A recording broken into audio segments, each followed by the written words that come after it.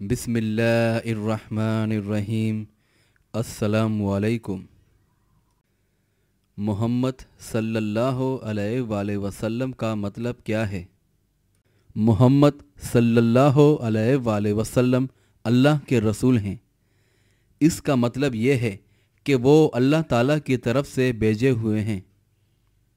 चुनाचा जो कुछ उन्होंने बताया उसकी हम तस्दीक करें और उनके हुक्म की इताअत करें, और जिस चीज़ से रोका और मना किया है उसे तर्क कर दें, और उनकी सुन्नत को अपनाते हुए अल्लाह की इबादत करें। मौलाना अबू अल हसन अली नदवी किताब अल अंबिया में फ़रमाते हैं, अंबिया अलैहिस्सलाम की हर ज़माने और हर जगह पर सबसे पहली दावत और सबसे बड़ा मकसद यही था कि अल्लाह के बारे में लोगों का अकीदा सही किया जाए और बंदे और उसके रब के दरमियान राब्ता सही बुनियाद पर कायम हो कि सिर्फ़ अल्लाह ही नफ़ा व नुकसान का मालिक, इबादत, दुआ, इल्तिजा और कुर्बानी का मुस्तहिक है।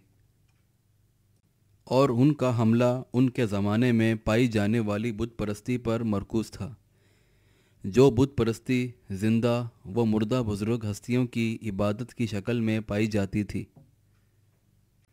जैसा कि कुरान में अल्लाह ताला फरमाता है, ए पैगंबर कह दीजिए कि मैं तो अल्लाह की मर्ज़ी के बगैर अपने लिए भी किसी नफ़ा व नुकसान का मालिक नहीं हूँ, और अगर मैं गैब का इल्म जानता तो अपने लिए बहुत सी भलाइयाँ जमा कर लेता और मुझे कोई भी तकलीफ़ ना पहुँचती। मैं तो सिर्फ़ ईमानदारों को डराने और जन्नत की खुशखबरी देने वाला हूँ। और सही बुखारी की हदीस है, आप सल्लल्लाहु अलैहि वसल्लम ने फरमाया, मेरी शान ऐसे ना बढ़ाना जैसे कि ईसाइयों ने ईसा बिन मरियम अलैहिस्सलाम की शान बढ़ा दी।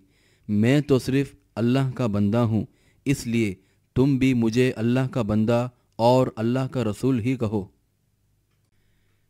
शान बढ़ाने का मतलब ये है कि उनकी तारीफ़ करते हुए मुबालगा आराई करना, इसलिए हमारे लायक नहीं कि हम उन्हें अल्लाह के सिवा पुकारें, जैसे कि ईसाइयों ने ईसा बिन मरियम अलैहिस्सलाम के साथ किया तो उस तरह शिर्क में मुब्तला हो गए। बल्कि आप सल्लल्लाहु अलैहि वसल्लम ने हमें हुक्म दिया है कि हम ये कहें कि मोहम्मद सल्लल्लाहु अलैहि वसल्लम अल्लाह के बंदे और उसके रसूल हैं। रसूल अल्लाह सल्लल्लाहु अलैहि वसल्लम से हकीकी मोहब्बत ये है कि उनकी इताअत करते हुए सिर्फ़ अल्लाह ताला से दुआ की जाए और उसके अलावा किसी ज़ात को ना पुकारा जाए, अगरचा वो ज़ात कोई रसूल या मुकर्रब वली ही क्यों ना हो।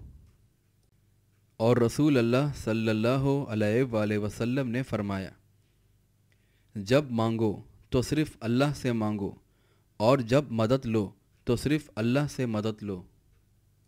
रसूल अल्लाह सल्लल्लाहु अलैहि वसल्लम को कोई गम या मुसीबत दरपेश आती तो आप फरमाते, ए ज़िंदा और कायम रहने वाली ज़ात, मैं तेरी रहमत की बदौलत तुझसे मदद मांगता हूँ।